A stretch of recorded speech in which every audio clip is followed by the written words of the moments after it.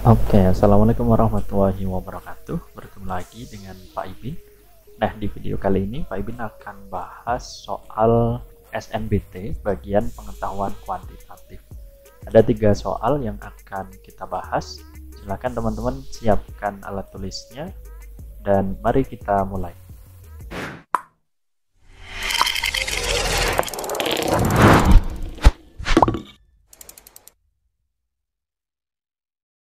Untuk soal yang pertama, dalam suatu kelas 25% siswa mendapatkan nilai A, 35% mendapatkan nilai B, dan sisanya mendapatkan nilai C.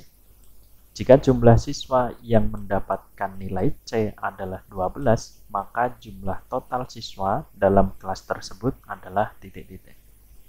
Nah, di sini teman-teman, ini ada persenan.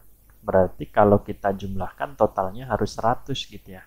Dari yang A, B, sama C. Berarti gini. Ini A itu kan 25%.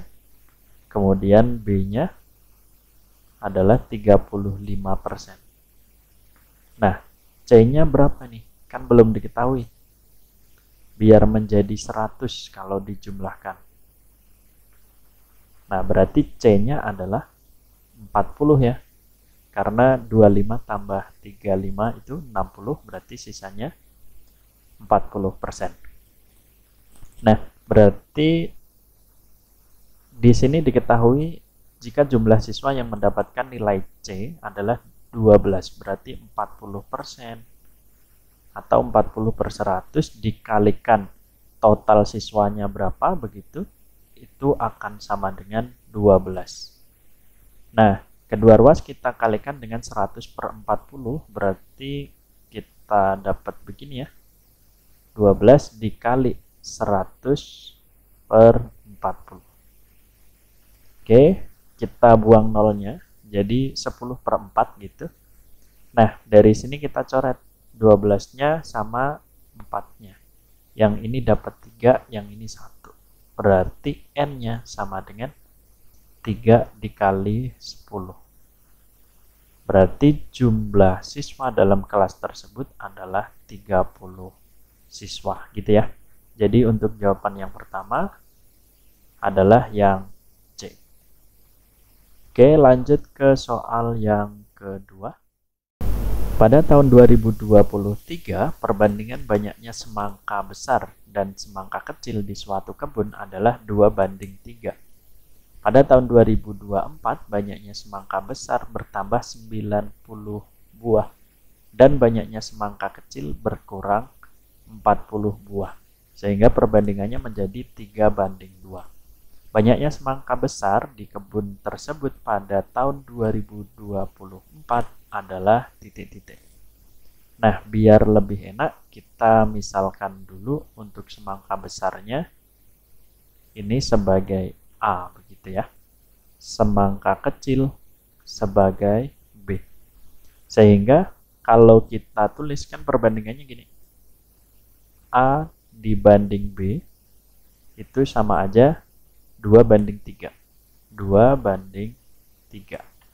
Nah, kalau kita kalikan silang, berarti kita peroleh gini nih. 3A sama dengan 2B. Nah, kalau kita jadikan salah satu ruasnya 0, berarti gini, 3A dikurang 2B sama dengan 0. Nah, kemudian pada tahun 2024 banyaknya semangka besar bertambah 90. Oh, berarti semangka besar tadi kan yang A ya. A ditambah 90. Terus dan banyaknya semangka kecil berkurang 40. Berarti begini. Yang B berkurang 40. Maka perbandingannya menjadi 3:2.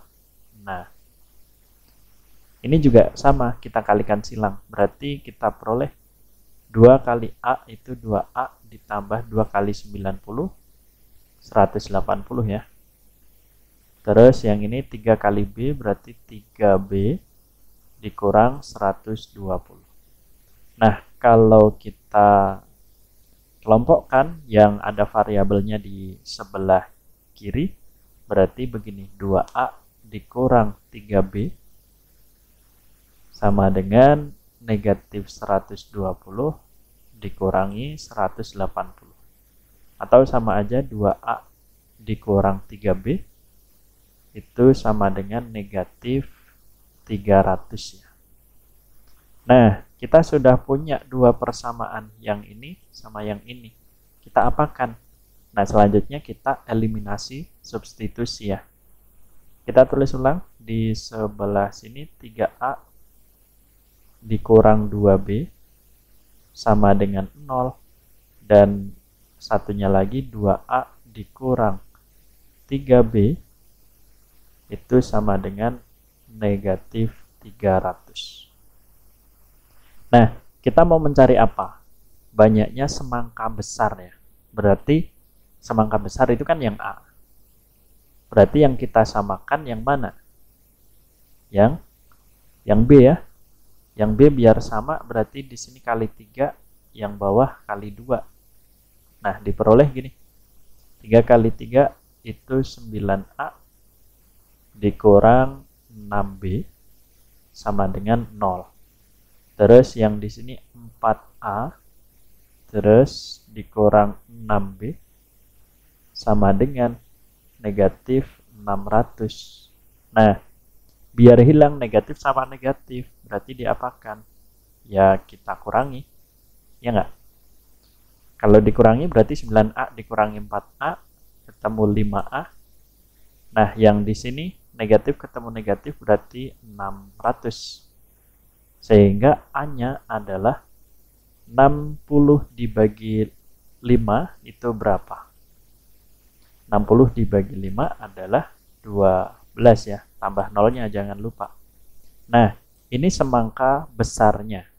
Nah, padahal di tahun 2024 itu kan semangka besar itu jumlahnya nambah 90.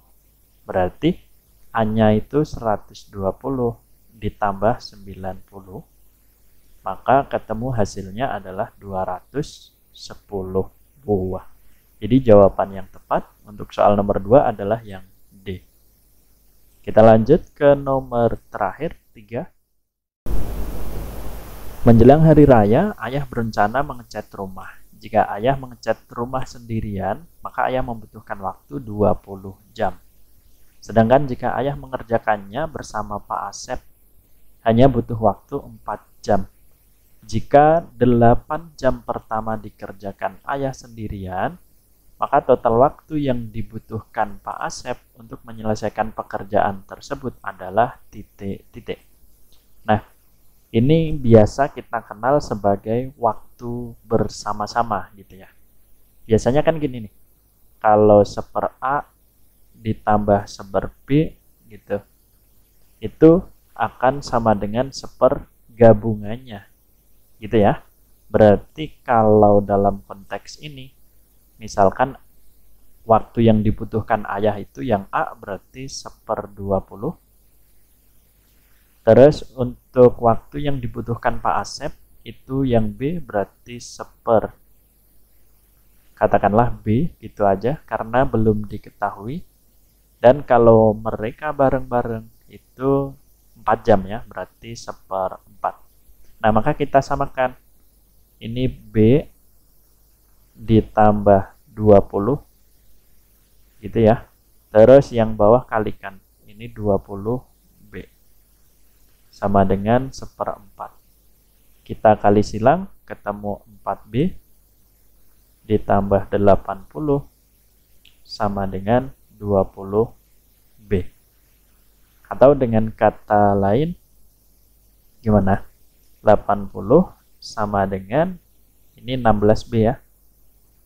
Maka B-nya itu sama dengan 5. Nah, ternyata waktu yang dibutuhkan Pak Asep adalah 5 jam gitu. Nah, selanjutnya kan yang ditanyakan apa ini? Jika 8 jam pertama dikerjakan ayah sendirian, maka total waktu yang dibutuhkan Pak Asep untuk menyelesaikan pekerjaan tersebut adalah, nah, karena ada 20 jam tuh, 20 jam dikurang 8. Berarti kan masih ada 12 jam ya. Masih ada 12 jam.